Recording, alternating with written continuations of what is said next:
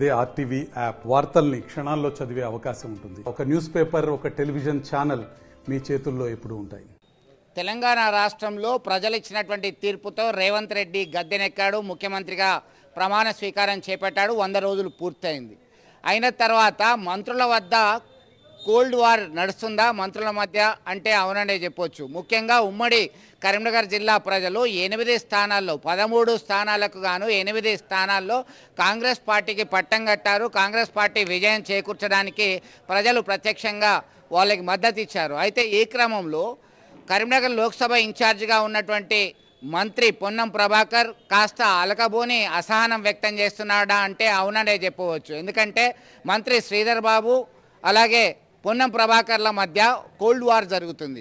మరొక వైపు ఎమ్మెల్సీ జగిత్యాలకు చెందినటువంటి ఎమ్మెల్సీ జీవన్ రెడ్డి చెబితే లేదంటే శ్రీధర్ బాబు చెబితే పదవులు ఇస్తారు, నేను చెప్పిన వాళ్ళకి పదవులు ఇవ్వవా అనేటువంటి కోణంలో కొంత అసంతృప్తి వ్యక్తం చేస్తున్నారు. దీనికి ప్రధానమైనటువంటి కారణం శాతవాహన అర్బన్ డెవలప్మెంట్ అథారిటీకి సంబంధించినటువంటి చైర్మన్గా కోమటిరెడ్డి నరేందర్ రెడ్డి, ఆయన గత కొంతకాలం నుంచి కూడా సిటీ కాంగ్రెస్ కమిటీ అధ్యక్షునిగా పిసిసి కార్యదర్శిగా పనిచేస్తున్నారు. సీనియర్ నాయకులు ఆయనకి సుడా చైర్మన్గా నియమిస్తూ రాష్ట్ర ప్రభుత్వం నిర్ణయం తీసుకుంది.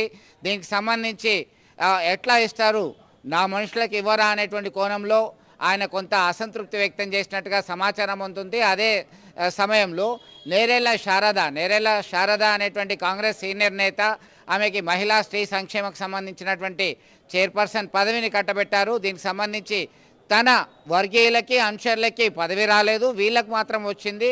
కరీంనగర్ జిల్లాకు సంబంధించి నిర్ణయాలు నేను తీసుకుంటే అమలు కావాలి, కానీ వాళ్ళు చెప్తే పక్క జిల్లా వాళ్ళు చెప్తే ఎట్లా ఉంటుంది పరిస్థితి అనే కోణంలో ఆయన కొంత అసంతృప్తి వ్యక్తం చేస్తున్నారు. మొత్తం మీద వీరు మంత్రుల మధ్య ఉన్నటువంటి డిస్ప్యూట్ కాస్త చిలికి గాలివానగా మారుతుందా? అసలే లోక్సభ ఎన్నికలు సమీపిస్తున్నటువంటి సమయంలో ఇటు ప్రజలు కాంగ్రెస్ కార్యకర్తలందరూ కూడా ఒకంత ఆందోళన వ్యక్తం చేస్తున్నటువంటి పరిస్థితి. మొత్తం మీద వీరి మధ్యలో ఉన్నటువంటి కోల్డ్ వార్ ఏ విధంగా సమసిపోతుంది అనేటువంటి కోణంలో సైతం చర్చ జరుగుతున్నటువంటి పరిస్థితి చూడవచ్చు.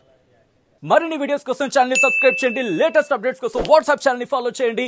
అండ్ లింక్ డిస్క్రిప్షన్ లో ఉంది.